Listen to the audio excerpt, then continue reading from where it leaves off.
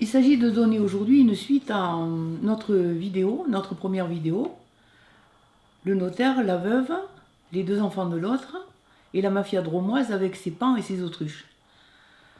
Mais notre projet a été un peu bouleversé parce que nous avons reçu de la part du défenseur des droits un courrier très intéressant le 3 mars 2013 avec une conclusion au bout de 13 mois et 6 personnes qui s'y sont intéressées. Comme quoi, il s'agissait de transmettre au pôle pénal en vue d'un signalement au parquet. Ensuite, Véronique Flao-Joly a bien analysé la situation d'une extrême gravité. Seraient mis en cause les notaires, les tribunaux avec les juges de la conservation des hypothèques. Et d'après la conclusion, la solution consisterait probablement à saisir directement la garde des Sceaux. Ce que nous avons décidé de faire par un dossier de 3 kilos, 132 pages. Et nous allons aujourd'hui donner la priorité à la justice, quitte à revenir sur des événements qui se sont passés à partir de 2005, simplement pour montrer que cette personne a vu juste, qu'on ne peut envisager un tribunal correctionnel dans la mesure où il y a collusion dans ce département. Alors, il s'est agi déjà d'un premier courrier par le procureur de Valence, Jean-Pierre Naon. Il nous adresse un courrier non signé, avec des destinataires confus, monsieur et madame Garcin. Et ensuite, nous nous rendons compte que l'article qu'il nous propose, 90.1, est une menace pour nous, alors que l'article 90.1, qui est relevé dans le code pénal, est plutôt un conseil en ce qui concerne les procédures à entreprendre. Voilà. Alors, vu l'extrême gravité du texte et du comportement, nous répondons à monsieur le procureur de la République. Alors là, je peux lire la lettre. Nous avons été surpris de constater de la part de vos services une absence de professionnalisme, un manquement aux lois de la République. Cela concerne votre courrier du 10 mai 2005, 2 pages que nous vous joignons. Destinataire approximatif concernant la procédure pénale. Pas de signature alors qu'il est obligatoire de la part d'un agent de l'État d'indiquer ses noms, prénoms et qualités. Page 2, on lit, souligné en caractère gras. Article 90.1. Quand après une information ouverte sur constitution de partie civile, une décision de non-lieu a été rendue, la personne mise en examen et toute personne visée dans la plainte, et sans préjudice d'une poursuite pour dénonciation calomnieuse, peuvent, si elles n'usent pas de la voie civile, demander des dommages et intérêts au plaignant. Vous constaterez que l'article 91 a été modifié par la loi. En lisant le code de procédure pénale, pages 294 et 295, juridiction d'instruction. C'est la première partie de l'article 91 que l'on nous cite en lieu et place de l'article 90.1, qui est une menace pour nous. De même, l'article 177.2, tronqué, omettant systématiquement les éléments qui nous concernent directement, nous nous posons les questions suivantes. Qui nous a réellement adressé ce courrier sous couvert de l'anonymat? A-t-on voulu nous induire en erreur volontairement et pourquoi? Le niveau d'incompétence peut-il être aussi élevé? Et nous espérons que vous mettrez bon ordre à ces pratiques qui ne favorisent en rien l'honneur de la justice. Ce n'était que le début. Donc, nous avons déposé plainte avec constitution de partie civile contre le notaire Vincent Béranger de Cré et la veuve Nicole Gombert-Garcin pour faux usage de faux en écriture publique, escroquerie, abus de confiance, recel de succession et organisation frauduleuse de l'insolvabilité. Et disons que notre plainte a été enregistrée le 24 juin 2005 par Madame Chantal Merckx. Ensuite, une lettre a été adressée à Yvan Garcin pour lui demander le montant d'une caution, ce qui est normal. Mais on lui demande également, par rapport à ce qui est fait état, lieu, date, éléments constitutifs, et préciser aussi le texte de loi qui les réprime. À défaut, je ne peux instruire votre plainte. J'ajoute que votre plainte fait état de certains nombres de documents qui ne sont pas produits à l'appui. Je vous prie en conséquence de bien vouloir me faire parvenir ceci. Et surtout, je vous prie de bien vouloir également caractériser le préjudice de chacune des personnes citées, en l'occurrence Madame Sylvette Garcin, Monsieur Xavier Gilles et Monsieur Jacques Léon, en oubliant Yvan Garcin, qui est un des deux héritiers.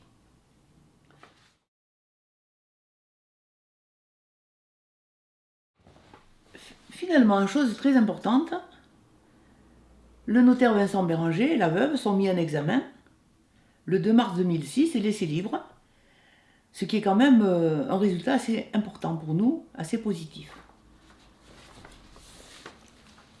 Mon fils, à ce moment-là, prend un avocat pour voir, comme il dit, Nasser Derbel. Et cet avocat, au lieu de défendre sa cause, lui dit « Désolidarisez-vous de l'action de votre mère, de votre neveu », et lui tient une argumentation fournie par la veuve et son avocate qui ne tient pas debout par rapport à la vie privée des gens, alors qu'il devrait se centrer uniquement sur la succession. Mon petit-fils, Xavier Gilles, reçoit des menaces de la part de la juge d'instruction parce qu'il a informé les locataires de la veuve de la mise en examen du notaire et de la propriétaire. Et à ce qu'il répond qu'il n'y a pas de... La société civile n'est pas soumise au secret d'instruction. Par rapport au courrier répondu à Jean-Pierre Naon, mon fils est convoqué au commissariat de Montélimar pour outrage à magistrat.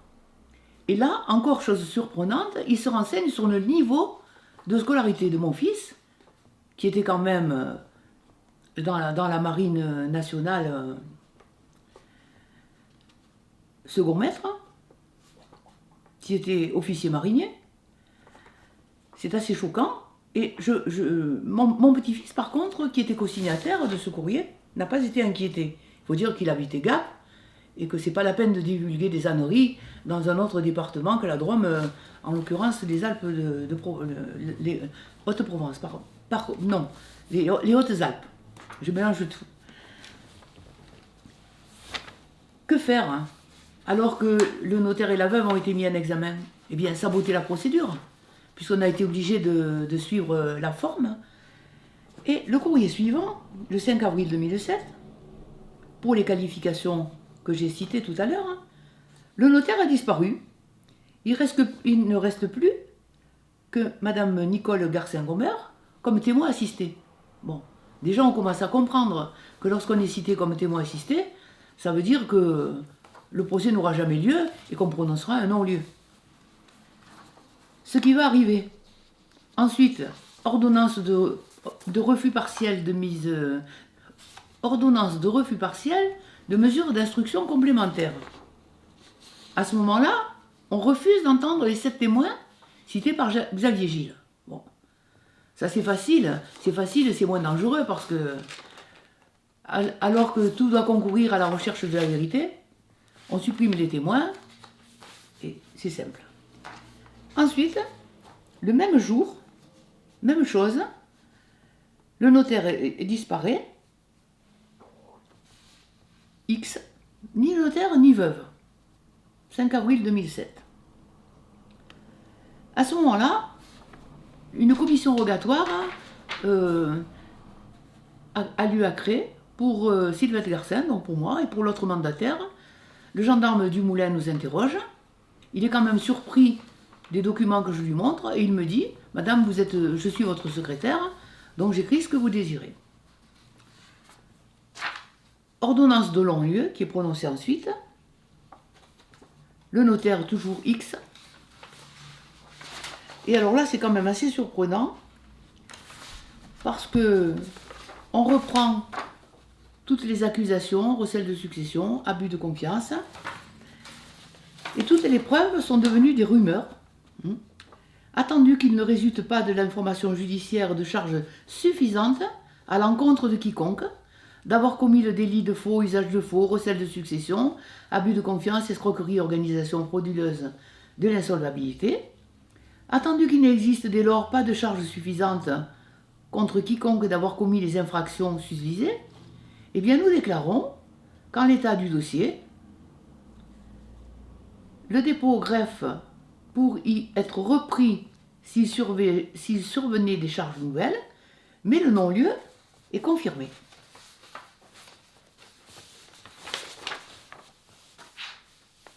Et voilà, pour aller dans le sens du défenseur des droits, qui disait qu'une procédure correctionnelle ne pouvait avoir lieu étant donné qu'il y avait collusion dans le département, eh bien, nous avons repris ce qui datait de 2005 à 2007 pour montrer que, effectivement, on n'avait aucune chance sur ce plan-là et qu'il valait mieux s'adresser à la garde des Sceaux.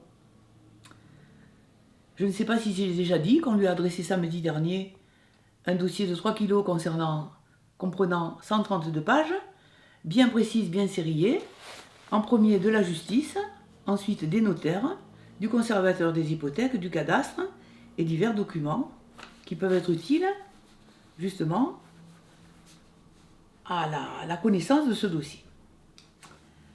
Entre-temps, ce qui concerne toujours la justice, la directrice du greffe du tribunal, alors qu'on essaye d'obtenir des assignations qui correspondraient à ce faux procès du 4 mars 2009, nous a adressé aux enfants un courrier disant que je vous adresse les assignations du 23 et 26 juin 2008 sans autre commentaire de ma part, ce qui est normal. Et ensuite, récemment, le 5 février 2013, nous découvrons l'existence d'une juge chargée du service de surveillance des opérations de partage qui adresse à Xavier Gilles et à Yvan Garcin un courrier finalement assez injurieux,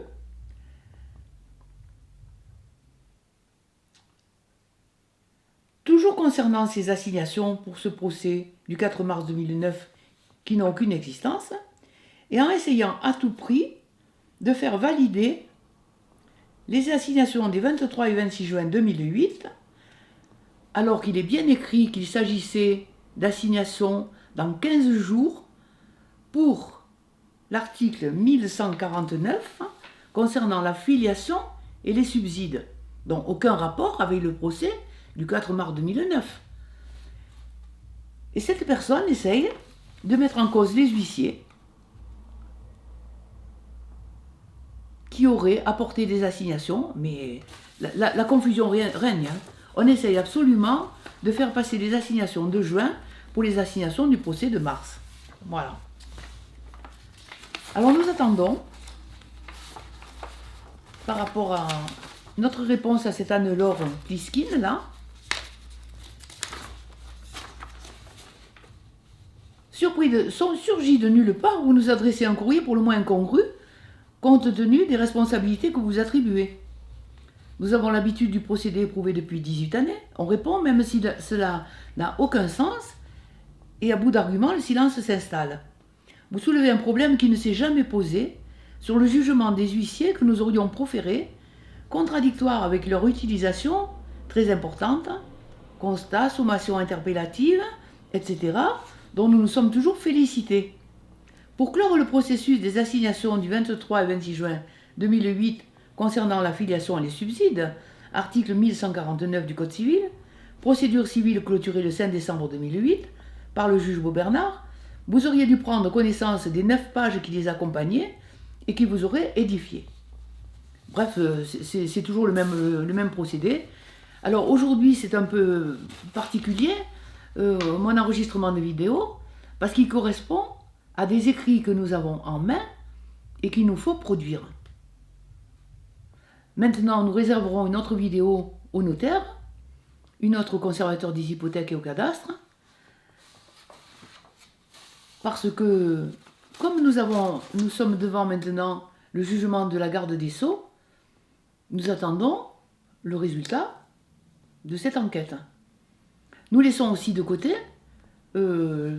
l'engagement de responsabilité que nous avons soulevé de la part de 4 notaires du département,